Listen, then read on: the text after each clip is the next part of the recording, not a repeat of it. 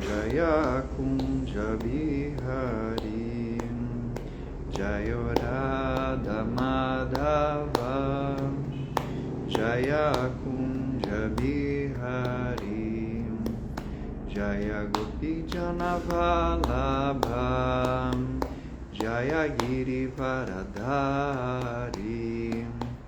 Jaya Gopi Jana Vallabha, Jaya Giri Varadhari, Yashoda Nandana Braja Janaranjana, Yashoda Nandana Braja Janaranjana, Yashoda Nandana Braja Janaranjana, Yashoda Nandana Braja Janaranjana, Jamuna Tira Vanachari, Jamuna Tira Vanachari, Yamuna Tira Vanachari, Yamuna Tira Vanachari. Hare Krishna, Krishna Krishna, Hare Hare, Hare Rama, Rama Rama, Hare Hare. Jaya Prabhupada, Jaya Prabhupada, Jaya Prabhupada, Srila Prabhupada, Prabhupada, Jaya Prabhupada, Jaya Prabhupada, Srila Prabhupada. Hare Krishna, muito boa noite a todos e a todas que estão nos acompanhando aqui pelo Instagram da ISKCON Rio de Janeiro. Eu me chamo Goura Krishnadas e hoje nós daremos continuidade à leitura do Srimad Bhagavad Gita, este maravilhoso livro aqui que conta a história da conversa entre Krishna, que é a suprema personalidade de Deus, e o guerreiro Arjuna, ok? Então nós estamos ainda no começo, nós estamos aqui no capítulo 2 da Bhagavad Gita, e o nome desse capítulo é Resumo do Conteúdo da Gita. Então o primeiro capítulo foi apenas digamos assim, uma introdução, só montando o cenário, explicando o que está acontecendo, foi uma contextualização. E agora nós estamos aqui no capítulo de número 2, que é exatamente o resumo do conteúdo da Gita. Então, cada parte desse capítulo é muito importante, porque ele vai falar exatamente de tudo que vai ser conversado nos próximos 16 capítulos. São 18 no total, tá bom? Então, dá um alô aqui para quem está conosco online. Por enquanto nós temos a Leda Cortes e o Guilherme Malta. Hare Krishna. O Guilherme até mandou aqui um Hare Krishna aqui. Então é isso. Nós estamos no verso 27 aqui do capítulo 2. E esse verso diz o seguinte: Jatasyahi dhruvo mrityu Dhruvam jamamritasya cha Tasmad aparyahirite natvam shochitum ahasi. A tradução desse verso diz o seguinte: para aquele que nasce, a morte é certa, e após a morte ele voltará a nascer. Portanto, no inevitável cumprimento do dever, não deves te lamentar. Impressionante esse verso, né? Então eu vou ler aqui novamente para a gente poder introjetar em nossa mente esse verso. Para aquele que nasce, a morte é certa, e após a morte ele voltará a nascer. Portanto, no inevitável cumprimento do teu dever, não deves te lamentar. Então aqui foi uma sequência de versos, eu acho que começou aqui no verso 21. Então aqui no verso 21, Krishna começou uma sequência de versos falando sobre, digamos assim, a característica eterna da alma. Então, como a gente sabe, a alma ela tem 3 características: Sat, Chit e Ananda. Ela é eterna, ela é plena de conhecimento e ela é plena de bem-aventurança. Então, esse verso de hoje, Krishna, ele está falando exatamente sobre um ponto que é bastante discutido, principalmente na teologia, também na ciência, se existe vida após a morte. E Krishna está falando aqui que quando a pessoa nasce, ela vai morrer, e após morrer, ela voltará a nascer. Então, nós temos uma informação aqui bastante direta sobre essa pergunta, se existe vida após a morte ou não. Obviamente, a gente não pode, assim, digamos, testar, fazer um ensaio em laboratório para ver se realmente esse verso ele pode ser testado. Porém, qual a seguridade, qual a base que nós temos para poder entender que esse verso digamos assim, é aceitável? Como é que a gente sabe disso? Então, tanto na ciência acadêmica quanto na ciência védica, existe uma coisa chamada epistemologia. Então, a epistemologia, ela é o estudo do estudo.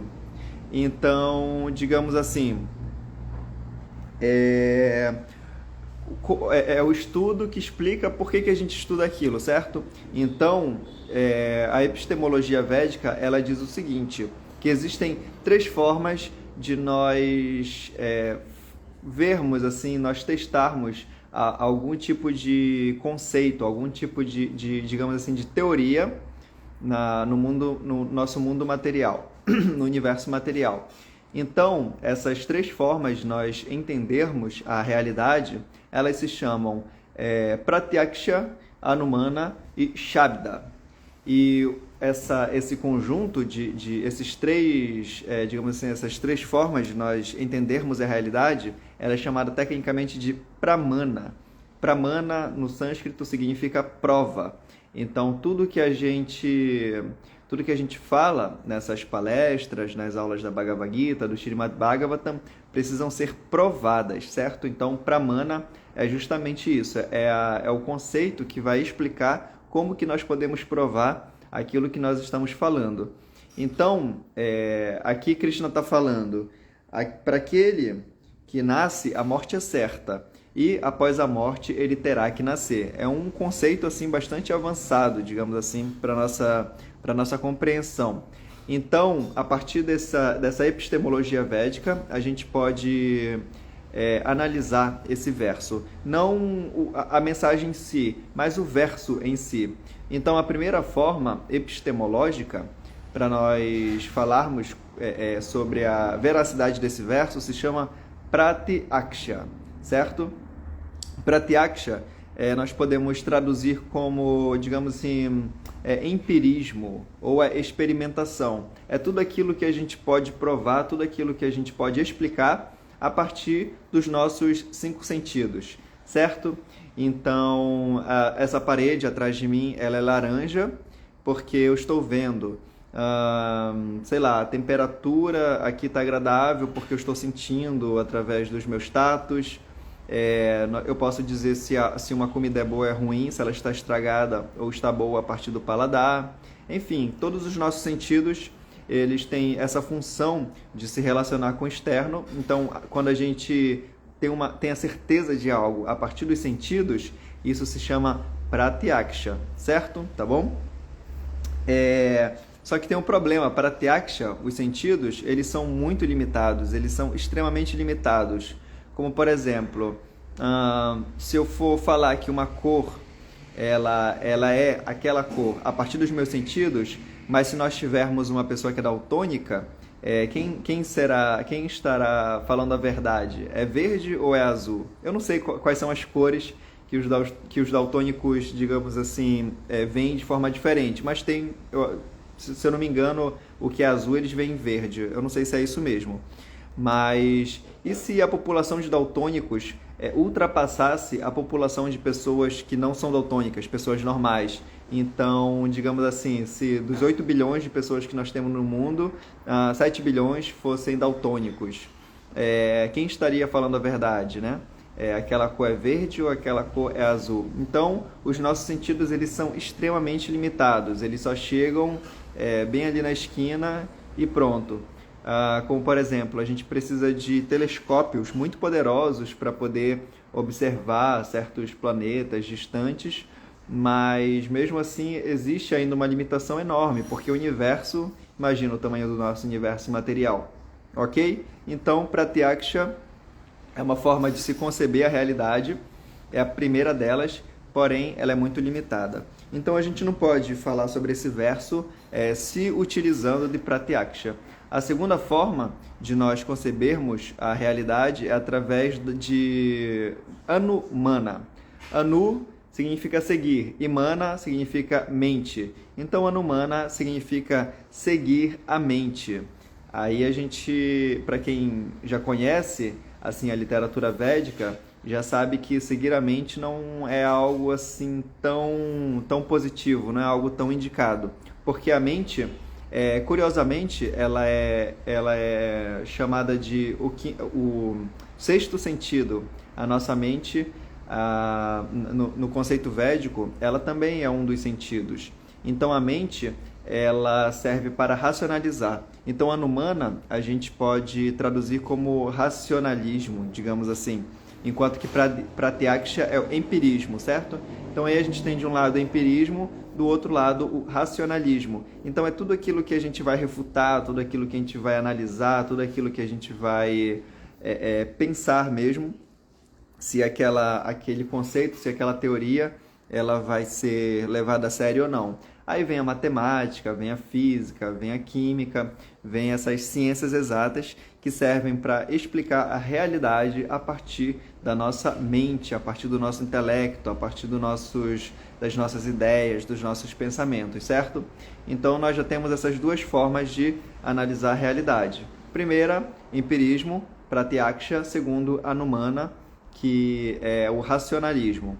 Então, e se nós tentarmos, através do racionalismo, tentar entender esse verso, onde Krishna fala: para aquele que nasce, a morte é certa, e após a morte ele terá que nascer. Dessa mesma forma, nós não teremos condições de aceitar esse verso realmente na sua íntegra. Então, a terceira forma de nós concebermos a realidade se chama Shabda Pramana. Então, como eu já falei, Pramana significa prova. Então, tudo que a gente fala, a gente tem que provar. E Shabda significa som, literalmente som. Então, Shabda é toda a teoria, todo o conceito que a gente ouve. E por que existe digamos assim, esse ponto?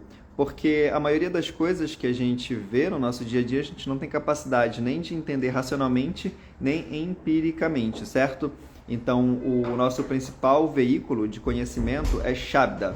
E para isso a gente tem o que a gente chama de Parampara, que é o nosso sistema de sucessão discipular, certo? Então, Shabda significa que uma pessoa ela ouviu de um mestre espiritual. E esse mestre espiritual, ele é discípulo também de um mestre espiritual. E esse mestre espiritual também é discípulo de outro mestre espiritual. Na nossa linha, Gaudiya Vaishnava, nós temos uma sucessão discipular bastante interessante. Como, por exemplo, eu sou discípulo de Chandramukha Swami. Então, eu ouço as instruções da Bhagavad Gita, ouço as instruções do Srimad Bhagavatam do meu mestre espiritual. Ele fala, olha, o que está escrito na Bhagavad Gita é fidedigno. E por que ele fala isso? Porque ele ouviu do guru dele, que se chama Hridayananda Das Goswami, que ouviu de seu mestre espiritual chamado Srila Prabhupada, que é este senhor bem aqui, que está bem ali. Esse é Srila Prabhupada, por isso que a gente tem nos templos a Murti, porque ele é tão importante que ele conseguiu levar essa filosofia de forma pura para o mundo todo, então nós somos muito gratos a ele, certo? Então é isso, tem eu, que sou discípulo de Chandramukha Swami, que é discípulo de Hridayananda Das Goswami, que é discípulo de Prabhupada, e a gente tem essa lista bem aqui, ó. Bem aqui é Srila Prabhupada, e o mestre espiritual de Srila Prabhupada é Bhaktisiddhanta, e o mestre espiritual dele é Gorakshora, e vai seguindo através do tempo até chegar no Senhor Brahma, que é o próprio, digamos assim, arquiteto do nosso universo material, e acima de Brahma está Shri Krishna, certo? Que é a própria Suprema Personalidade de Deus. Então imagina, eu, né, que sou extremamente significante, estou conectado, assim, pelo menos assim, de forma oficial, né? Claro que não estou no nível avançado de espiritualidade, mas eu estou dentro dessa linha de sucessão discipular. Então eu recebo, através dessa linha, a informação de que o que está aqui na Bhagavad Gita é verdade. E a Bhagavad Gita, ela é um livro literário, mas durante a maioria da sua existência, dessa filosofia, ela foi passada de forma oral. Por isso que Shabda é tão importante. Shabda significa som. Então, antigamente, as pessoas elas tinham uma memória, muito mais, digamos assim, refinada. Então, as pessoas elas conseguiam gravar as informações. Hoje em dia, não. Por conta do avanço de Kali Yuga, a gente fica com uma memória muito parca, muito, digamos assim, muito frágil. Então a gente precisa da literatura. Muitas pessoas acham que o aparecimento das escrituras é um avanço, mas na verdade não é. Isso quer dizer que a nossa memória ela está cada vez menos capacitada a assim, receber informações. Tanto é verdade que agora a gente tudo terceiriza, certo? Nós temos planners, nós temos planilhas, nós temos drivers, agora nós temos até inteligência artificial. Então a gente está terceirizando cada vez mais as nossas capacidades, justamente porque a gente vai perdendo a nossa destreza, a qualidade da nossa mente, certo? Então é isso. Só para responder aqui a pergunta da Fernanda, ela perguntou: a sucessão parou em Srila Prabhupada? Com certeza não. Por isso que eu comentei, né, que eu me chamo Gaura Krishna, eu recebi esse nome do meu mestre espiritual, Chandramukha Swami, e ele tem o seu mestre espiritual que é Hridayananda Das Goswami. Aqui no livro está em Prabhupada porque esse livro ele foi escrito por Prabhupada, então ficou só até esse momento. Mas até mesmo a Acharyadeva tem a tradução literal da Bhagavad Gita, que é muito boa, que inclusive tem algumas edições aqui, não sei se vocês já leram a tradução literal de Acharyadeva, eu indico muito, se chama O Guia Completo da Bhagavad Gita. Assim, é uma leitura indispensável, principalmente para quem gosta de estudar de forma mais sistemática. Esse livro também apresenta os principais conceitos de uma forma bem organizada. Então, quem tiver interesse em adquirir também esse livro, é só mandar mensagem. E Gurudeva Chandramukha Swami também tem uma tradução da Bhagavad Gita. E depois de Chandramukha Swami teremos alguns outros discípulos, como por exemplo, Gurudeva tem um discípulo chamado Nrsimhananda Das, que tudo indica que em algum momento poderá também vir a se tornar mestre espiritual. Então, a partir disso, vamos seguindo, certo? Então, eu estou falando tudo isso sobre Pramana, que é um assunto importante, justamente para a gente falar sobre esse verso que Krishna diz: para aquele que nasce, a morte é certa, e após a morte, ele voltará a nascer. Ok? Então, por que a gente aceita isso? Porque é Krishna falando, e Krishna é a Suprema Personalidade de Deus. Esse livro foi escrito por Vyasadeva, que é um avatar literário de Krishna. E ele não foi assim deturpado durante o tempo, muito pelo contrário, Prabhupada não somente traduziu, como ele comentou de forma pura. Então, essa filosofia ela é chamada de Amala. Ela é Amala Purana, que significa que ela é, digamos assim, imaculada, certo? Então a Bhagavad Gita ela é imaculada, tá bom? Então o significado de Srila Prabhupada diz o seguinte: as atividades que alguém executa na vida determinarão qual o seu próximo nascimento. Assim, após terminar um período de atividades, ela morre e em seguida nasce para recomeçar suas ações. Deste modo, ele passa por consecutivos ciclos de nascimentos e mortes, sem alcançar a libertação. Entretanto, não é porque existe o ciclo de nascimentos e mortes que se pode praticar homicídio, massacre e guerra desnecessários. Ao mesmo tempo, no entanto, a violência e a guerra são fatores inevitáveis para manter a lei e a ordem na sociedade humana. A Batalha de Kurukshetra, sendo a vontade do Supremo, era um evento inevitável, e é dever do Kshatriya lutar pela causa justa. Porque ele deveria amedrontar-se ou afligir-se com a morte de seus parentes, já que estava cumprindo o seu verdadeiro dever? Não lhe convinha infringir a lei, pois com isto iria se sujeitar às reações dos atos pecaminosos, dos quais tinha tanto medo. Evitando o cumprimento de seu verdadeiro dever, ele não seria capaz de deter a morte de seus parentes e degradar-se-ia por escolher a maneira errada de agir. Srila Prabhupada Ki Jai. Então é isso. Na nossa vida mesmo, a gente tem essa experiência de passar por várias fases, e quando a gente olha para trás, a gente percebe que nós mudamos tanto que parece que é uma outra pessoa, tanto no campo psicológico quanto no campo físico também, no campo fisiológico, porque como a gente sabe, de 7 em 7 anos, todas as nossas células, elas se renovam, todas vão morrer diariamente, milhares e milhares de células vão morrendo, e em 7 anos, todas as células que nós temos no nosso corpo, elas se reciclam. Então, a gente muda a nossa configuração mesmo biológica e também a nossa forma de vida, né? Quando a gente nasce, a gente tem um tamanho, né? Pesa, 3, 4 quilos, não sei. E a gente vai crescendo e vamos mudando nossos corpos.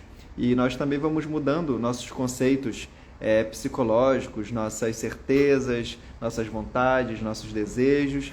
Então, a ideia é a gente procurar fazer as mudanças necessárias para que a gente possa voltar a ser o nosso eu original.